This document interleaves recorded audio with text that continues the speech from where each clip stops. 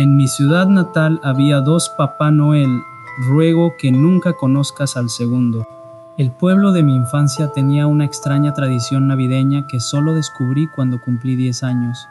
Recuerdo que mis padres empezaban a ponerse nerviosos a principios de ese año, luego mis profesores y prácticamente todos los adultos del pueblo.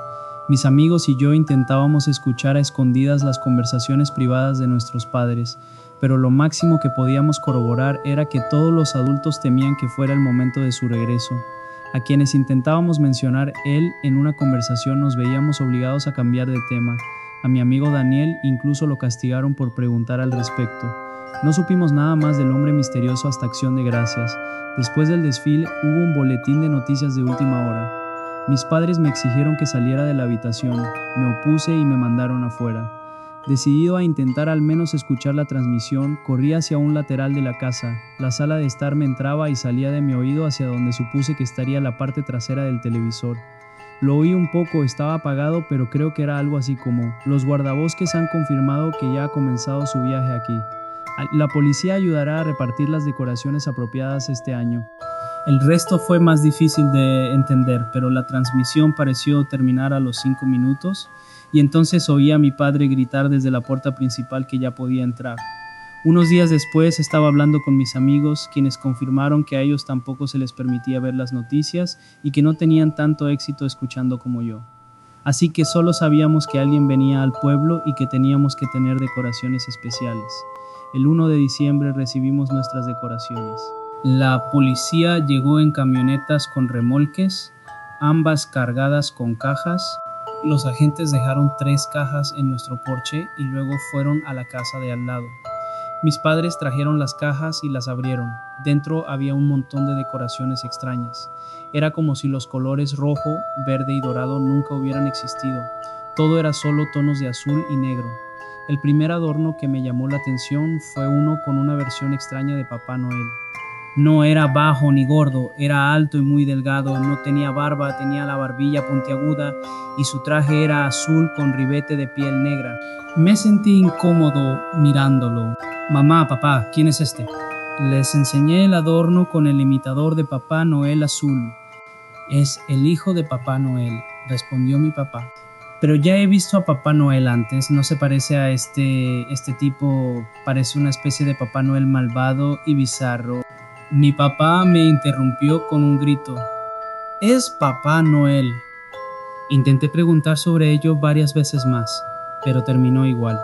Hablé del malvado Papá Noel con mis amigos, y todos nos preguntábamos por qué nuestros padres, junto con el resto del pueblo, intentaban engañarnos diciendo que este tipo era el verdadero Papá Noel. Una semana después me enteré de que las decoraciones del malvado Papá Noel eran obligatorias. Cuando la policía entró en casa e inspeccionó los adornos y las decoraciones, nos dijeron que las cumplíamos y que volverían una vez por semana hasta finales de diciembre para asegurarse de que cumplíamos con la normativa. Mi amiga Yanis me contó que la policía estaba multando a quienes intentaban tener adornos normales con el verdadero Papá Noel y arrestando a cualquiera que no colocara las decoraciones del malvado Papá Noel. Lo siguiente que sucedió fue que nuestros padres, profesores e incluso figuras de autoridad como la policía empezaron a exigirnos e incluso a suplicarnos que hiciéramos cosas malas. Mi mejor amigo Bill me contó que cuando estaba en la tienda con sus padres, un cajero no dejaba de preguntarle si intentaba robar algo.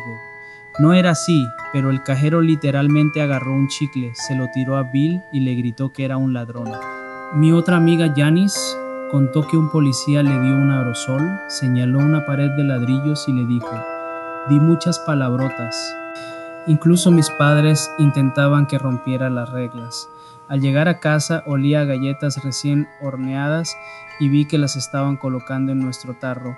Pregunté si podía tomar una. Mis padres me dijeron que no tenía que preguntar, que podía tomar una, pero sabía que esas no eran las reglas. Fue entonces cuando mi madre se echó a llorar y mi padre gritó: «Toma una maldita galleta». En ese momento simplemente me fui a mi habitación. Todos especulaban sobre por qué nos presionaban tanto para que hiciéramos cosas malas. Mi otro amigo Percy afirmaba que nuestros padres intentaban obligarnos a romper las reglas para no tener que darnos regalos este año. Una buena teoría si no fuera por las extrañas decoraciones obligatorias. Fue en Nochebuena cuando la situación llegó a su punto álgido. Empezó con un toque de queda obligatorio.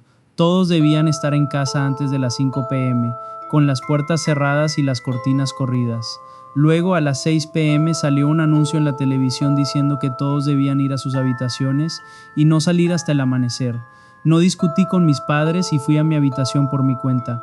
Pensé que era demasiado temprano para intentar dormir, pero no tenía nada más que hacer, así que me quedé en la cama y me quedé dormida. Mirando hacia atrás, creo que mis padres intentaron drogarme. Me desperté alrededor de la medianoche porque tenía que orinar. Mientras estaba en el baño, me sobresalté al oír un fuerte golpe encima de mí. Por un momento me pregunté si podría ser Papá Noel. Con mis amigos tenía que repetir como un loro lo que creían, pero en el fondo seguía creyendo que era real. Oí pasos en el tejado. No sabía a dónde se dirigían, pero con una corazonada bajé las escaleras. En ese momento olvidé las extrañas reglas y la idea de ver a Papá Noel me emocionaba cada vez más. Llegué a la sala y lo que vi fue simplemente incorrecto. Era el hombre del adorno. Verlo en persona me llenó de pavor. Su cuerpo alto y delgado estaba encorvado mientras observaba las decoraciones navideñas aprobadas por el pueblo. Oí su voz ronca y superficial. Muy bien. Sentí que la palabra salía de mi boca antes de poder contenerla. ¿Papá Noel? Preguntar casi me parecía compulsivo. El malvado Papá Noel se giró al oírme preguntar. Me miró a los ojos y sonrió con una sonrisa que ahora solo puedo describir como curiosidad maliciosa. Ja, ja, ja. Feliz Navidad, pequeño. Gritó en tono burlón.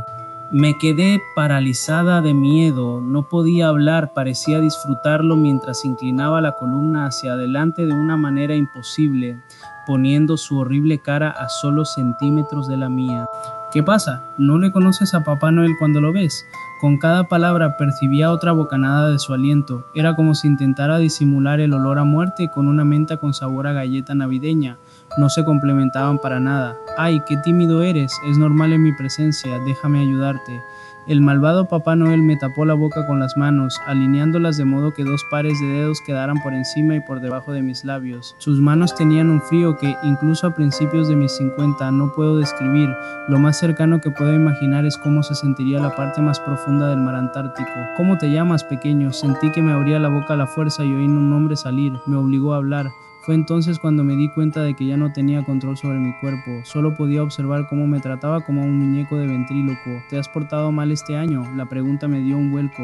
Este malvado Papá Noel había demostrado de muchas maneras que era un reflejo oscuro, un doble cuyo único propósito parecía ser pervertir todo lo relacionado con Papá Noel. Pero esa pregunta me parecía tan ajena. Sentí sus manos manipular mi boca de nuevo. No, Papá Noel, me he portado lo mejor posible todo el año. Mis padres intentaron que me portara mal, pero seguí todas las reglas. Soy un buen chico.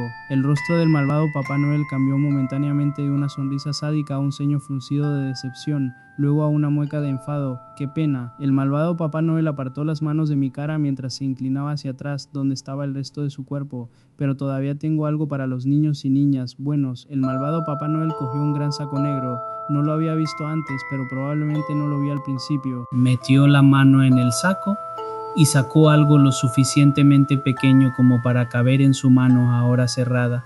Extiende la mano. Perdí el control cuando uno de mis brazos se disparó y mi mano se abrió. El malvado Papá Noel pareció extender la mano cerrada hasta mi palma. Esta se abrió y dejó caer lo que parecía un trozo de carbón en mi mano. Su brazo reaccionó, agarró su saco negro y gritó: ¡Feliz Navidad! Observé cómo el cuerpo del malvado Papá Noel se doblaba y curvaba mientras subía por la chimenea, empezando por la cabeza y los brazos, y luego, a media altura, parecía levantar el resto. Después de que se fue, sentí que seguía paralizado, ya fuera por el miedo o por los poderes oscuros que esa cosa había usado conmigo. Solo cuando sentí una sensación cálida en la mano donde puso el carbón, empecé a reaccionar. El carbón tenía una forma extraña y cada vez más caliente empezó a arder. Ya fuera por instinto de supervivencia o simplemente por el dolor que superaba el miedo, sentí que me movía de nuevo. Corrí a la puerta principal, la abrí con una mano y arrojé el carbón a la nieve. Lo que antes había sido un trozo de carbón negro ahora ardía de un naranja brillante. La forma parecía la de una calavera. Miré la mano en la que había estado el carbón para confirmar que, de hecho, ahora tenía una quemadura con forma de calavera. Volví a mirar el carbón mientras intentaba derretir. Había nieve a su alrededor. Fue entonces cuando oí gritos. Salí a la calle hasta llegar a la calle y lo que vi me sigue aterrorizando. En mi cuadra, 3 casas estaban en llamas. Como no quería ver el fuego ardiente que se desataba ante mí, corrí adentro e intenté llamar al 911. El mensaje que recibí me impactó. Hola, el servicio de emergencias no está disponible en este momento, por favor inténtalo de nuevo por la mañana, feliz Navidad. Realmente estaban haciendo esperar a todos hasta el amanecer, incluso a los servicios de emergencia. Justo cuando iba a correr a contárselo a mis padres, lo oí, las últimas palabras del malvado Papá Noel esa noche. Feliz Navidad a todos, que tengan una mala noche. Sentí que volvía a perder el control de mi cuerpo. Me sentía como una marioneta, como si me guiaran de vuelta a mi habitación. Me metí en la cama y después de meterme bajo las sábanas, sentí que me cerraban los ojos a la fuerza. Me desperté en la cama y pensé que quizás solo había sido un sueño. Entonces miré por la ventana de mi habitación y vi los restos de esas 3 casas y un gran círculo en la nieve de la hierba quemada de nuestro jardín. Mis padres actuaron de forma diferente, no solo parecían más festivos, sino que cuando bajé a la sala no paraban de abrazarme. Había regalos debajo del árbol había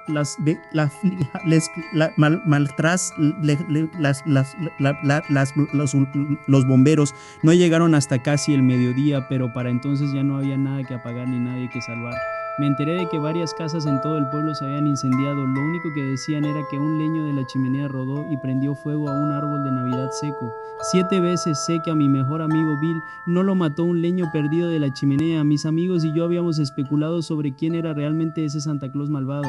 Percy juró que un día lo encontraría y pondría fin al reinado del terror, pero lo peor de crecer es distanciarme junto con mi pueblo natal intentando tratar nuestra horrible Navidad de 1985, como si no hubiera sucedido, que solo había un Papá Noel y era un hombre gordo y alegre con un traje rojo. Esta campaña de manipulación fue más efectiva con algunos niños que con otros. Quería ayudar a Percy a detener al malvado Papá Noel como un simple trauma infantil. Fue cuando me aceptaron en una universidad en otro estado. Recuerdo que mis padres me dijeron que nunca mencionara nuestra única tradición navideña a nadie.